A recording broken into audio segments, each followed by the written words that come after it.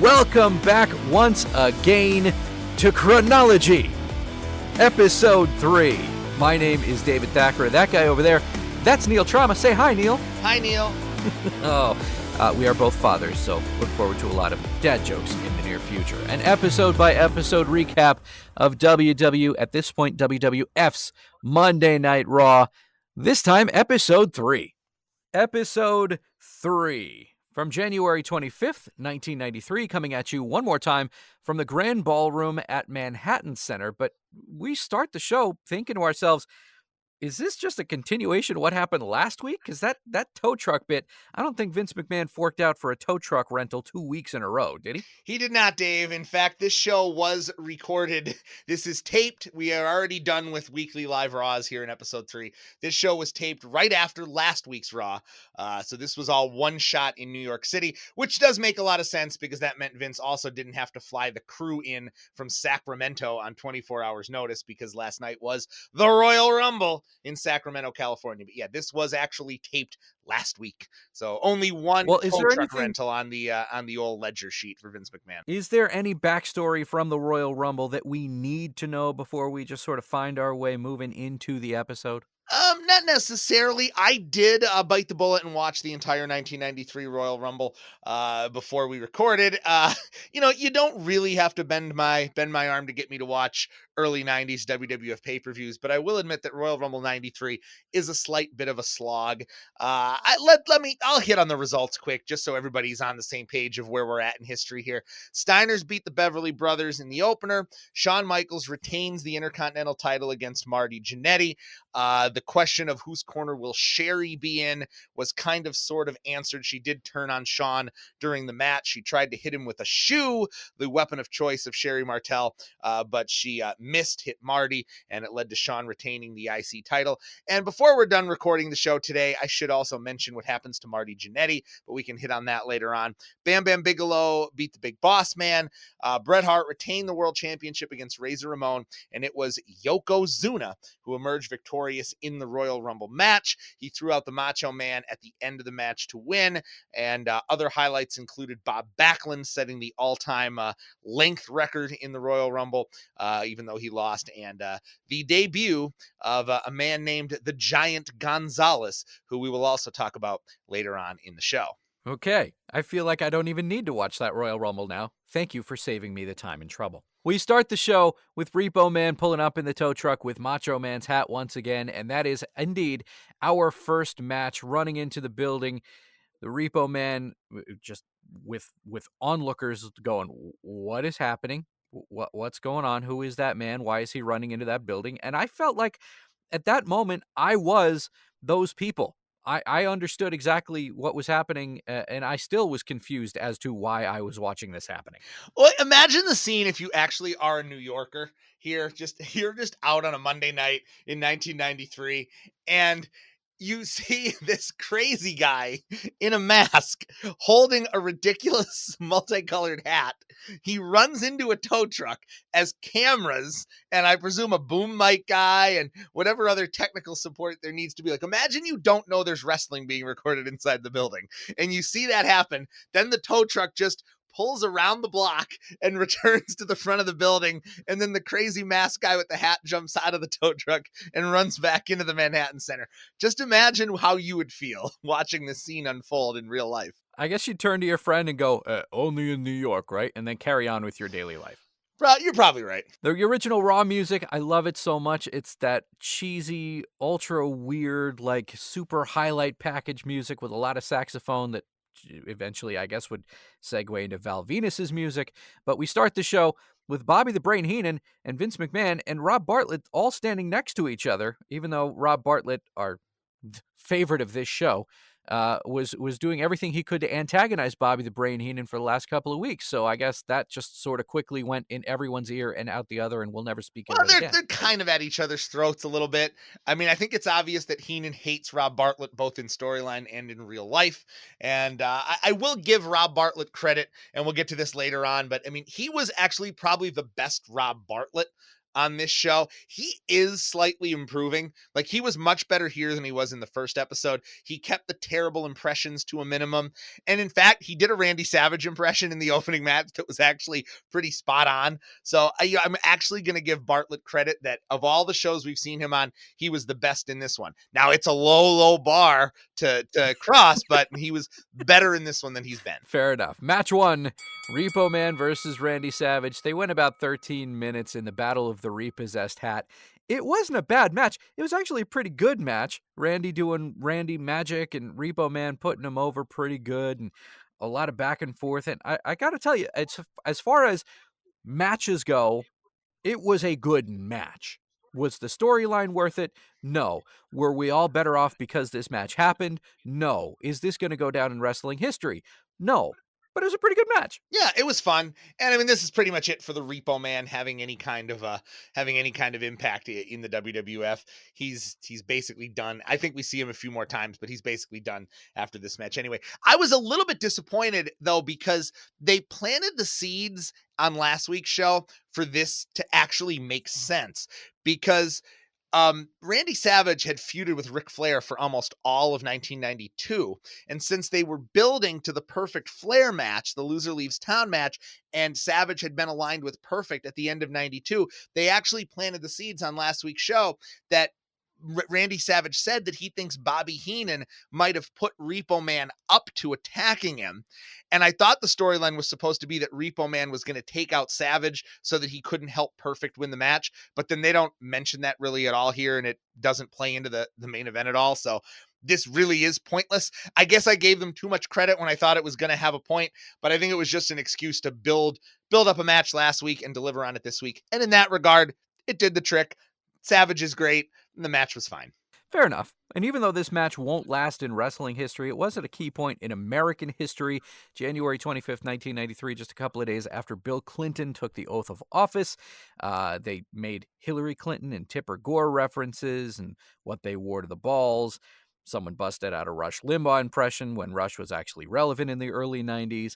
And all in all, it was very clearly, even though it was a taped match, it was time-stamped. So even back then, it's not like this was just an evergreen, we're going to just have a standalone episode. They were making it very clear that they were going to continue with the trend of being, live, raw, and uncensored, or at least very clearly in the moment of the day. Uncooked, uncut, uncensored. Hey, what are the odds, dude, that we'd be watching this show? I guess we're going to timestamp it ourselves here. We're watching this in real life and recording this podcast less than 24 hours. We're pretty much 24 hours to the minute of the Joe Biden inauguration here in the year 2021. And what are the odds that they would be talking about what people wore to the inaugural balls when the only thing you can find on the internet today is memes about Bernie Sanders' preposterous mittens that he wore to the inauguration in real life? What are the odds of that? Let's be clear. Bernie Sanders wearing like a typical LL Bean jacket and ugly knit mittens. He's catching flack for it, but if he was getting inaugurated, he would be wearing that same outfit to his own inauguration. See, I don't see it as flack. I think that's awesome. You cannot tell me that those mittens are not gonna like sell out everywhere that they're sold because of this. They can't, because it's one woman that made them. The backstory on the mittens was that it's one woman who presented them as a gift, and she was as shocked as everyone else that he was actually wearing them from place to place. That is absolutely outstanding. But she is an American hero, that woman. All right, Randy Savage ended the match, won his hat back, who saw that coming, with a flying elbow from the top rope. Again, a pretty good match all in all. But unless you have anything else to add to Macho and Repo, we can move on. We can move on from something awesome, Bernie Sanders mittens, to something awful, the Brooklyn Brawler versus Kamala. Okay, Brooklyn Brawler and Kamala. The only thing that I really remember about this match, which was a really short match, was this crowd screaming at Kamala, "You're a man," and Kamala slapping his stomach like 600 times. That's all. Yeah, I mean, this whole Kamala thing is terrible. I don't think, before we recorded, I thought we were going to spend a lot of time really like ragging on how terrible this is. I mean, at its worst, it's the absolute dirt worst, embarrassing, racist terribleness of professional wrestling, but I don't even think we need to drive that point home. I think anyone watching this right now knows how terrible it was.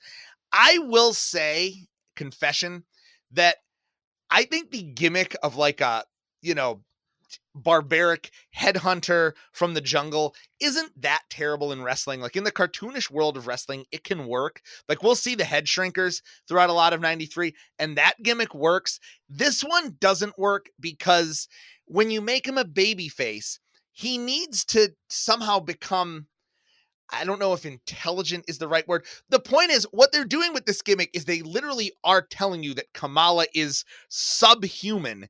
And he's so stupid that even though he's been a wrestler for like a decade, he doesn't even know how to pin a guy. I mean, come on. In order to build him up, they literally have to make him like objectively bash him in every sense and degrade him and make him less than human. You're absolutely right. Yeah, I mean, That's what I was having a hard time putting my finger on exactly why this match bothered me besides the obvious. I mean, the parts of the gimmick that are that you could look at and say are racist, like you could make them not that racist. There's like ways that you can justify it, but you know, having the crowd chant "You are a man," that is not the way to get this gimmick to work. But hey, you know what? Let's point this out because, you know, for new listeners to the podcast, the shtick here is that Dave is the most casual of casual wrestling fans, and I'm the guy that's seen these shows a zillion times. So Dave, I'm going to ask you a question that our listeners may or may not know the answer to. Do you get the inside joke here of this match? The kind of wink, wink, nudge, nudge to inside fans? I really don't. If there's any subtlety in this match whatsoever, it's totally Well, lost on me. Kamala was managed by Harvey Whippleman and his trainer, Kim Chi. Now, the Kim Chi gimmick through the years has passed to a number of people. It's just a masked guy that kind of wears like the man in the yellow hat from the Curious George books. But he's Kamala's trainer, right? Well, in the WWF during this 1992 run, that trainer was played by Steve Lombardi, who is also the Brooklyn Brawler. So this is Kamala versus Kimchi, except instead of wearing the Kimchi outfit, he's wearing the Brooklyn Brawler outfit tonight. It boggles my mind that someone's head can be full of this information, and I'm in awe I of you, try. Neil. I Once try. again, I am in awe.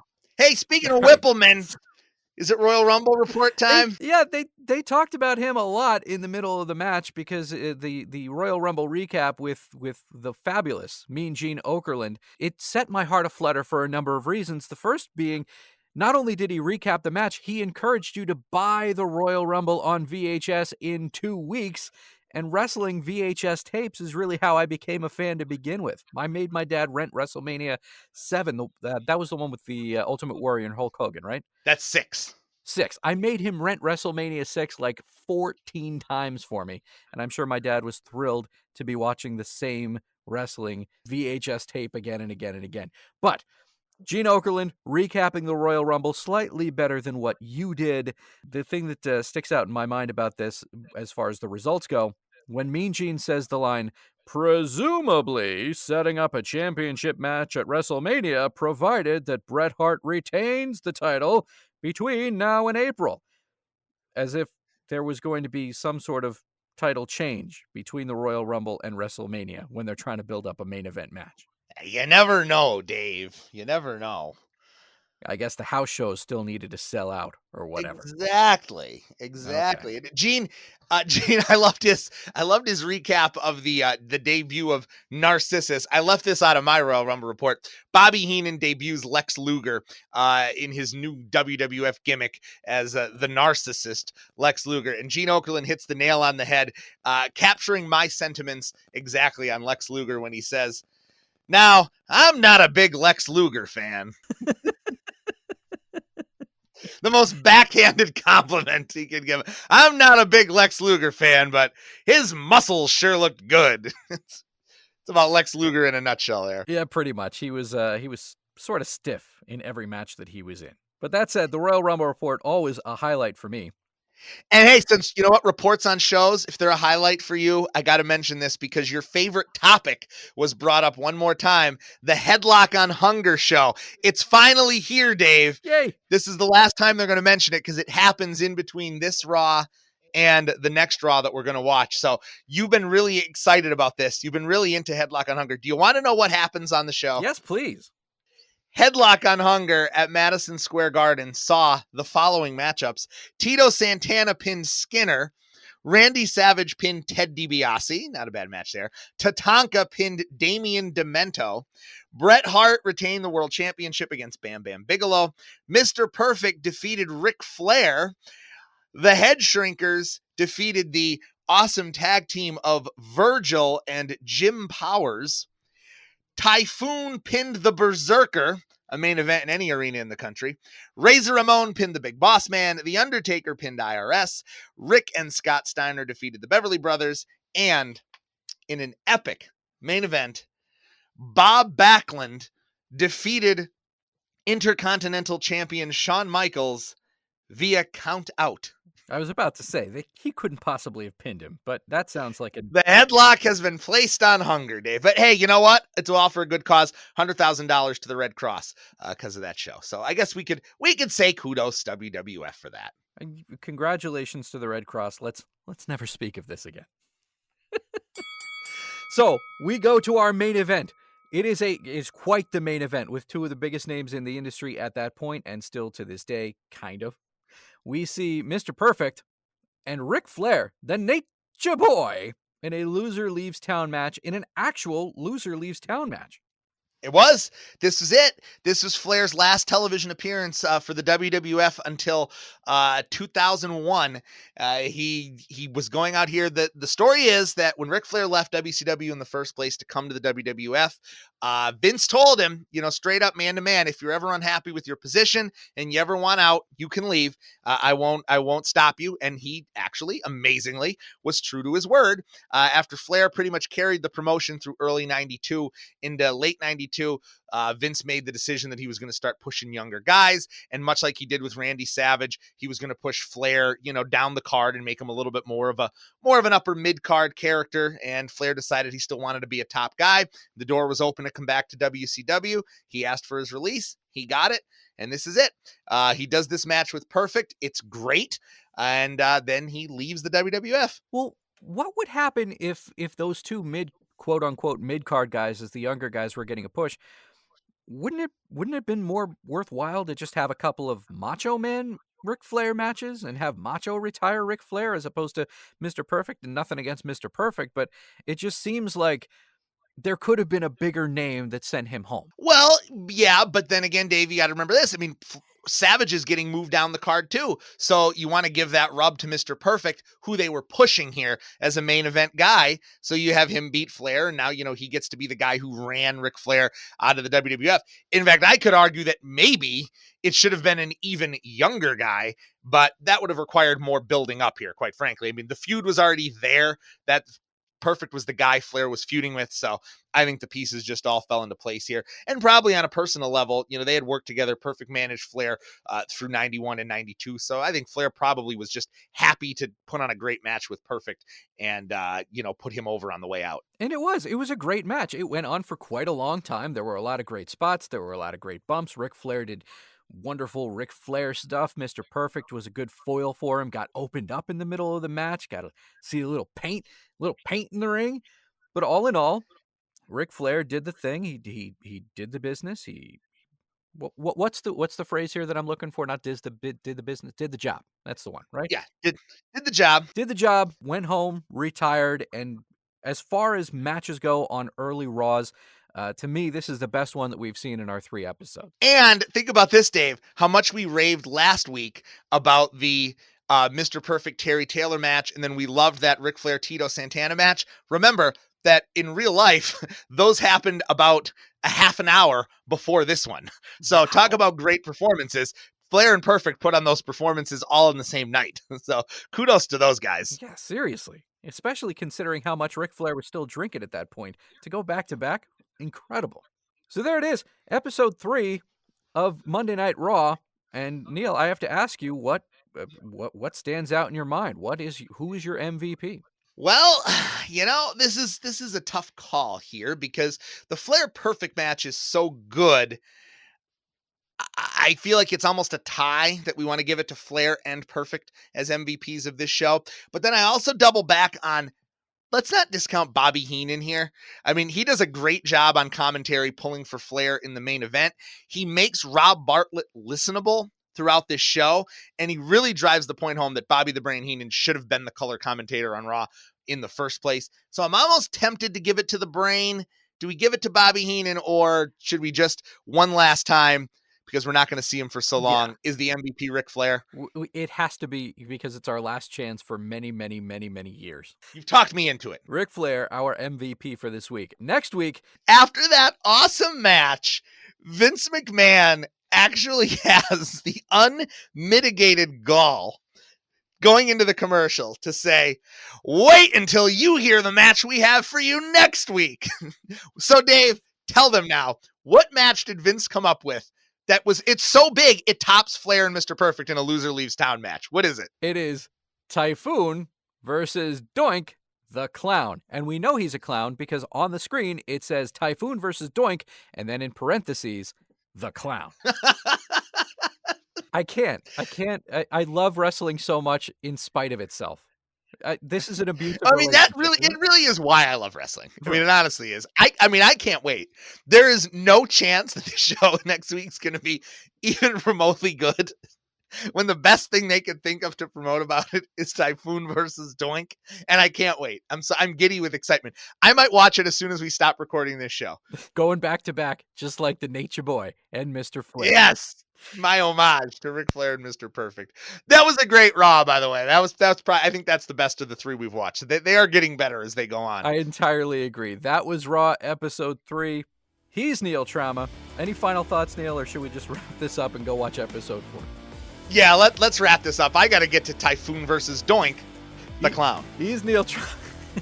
Murder, she wrote. Doink, the Clown. He's Neil Trauma. I'm Dave Thacker. Thanks for hanging out with us on ChRAWnology. Until next week. Take it easy.